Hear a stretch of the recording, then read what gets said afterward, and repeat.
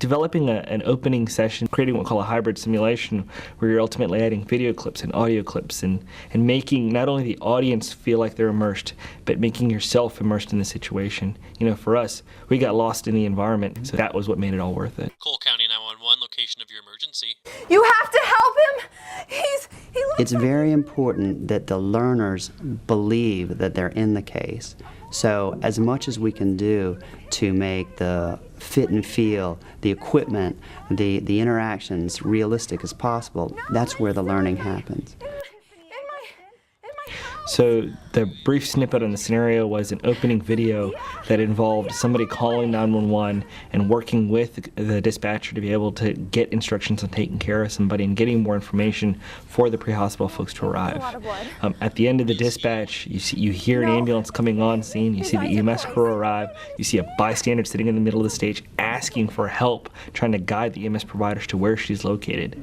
They arrive, they start taking care of the patient, they solicit more information from the bystander. The air medical crew arrives because they realize that, you know, the trauma center is too far away and they need more help because it's just them and a bystander.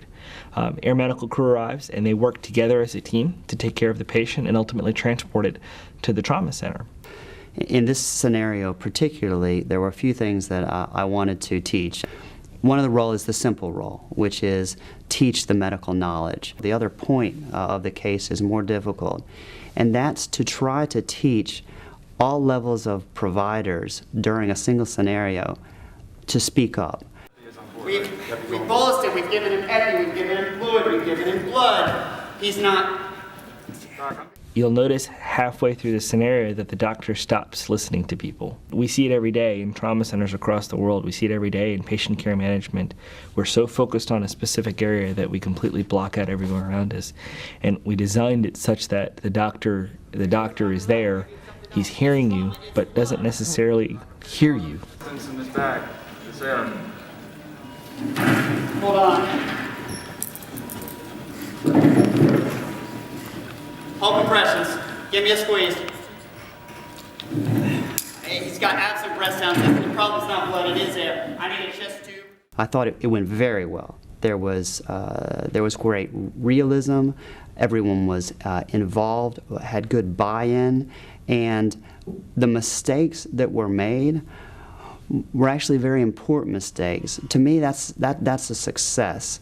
I want if there's a mistake, I want it to happen in simulation, and I want everyone to feel it and learn from it. High fidelity medical simulation, it's actually not that much of a challenge. These things talk, move, and breathe, and so to get the healthcare provider in the moment happens very rapidly, as you could see in that case. Blood pressures are high, heart rates are fast. I'm talking about the providers, not the simulators. Simulation's over.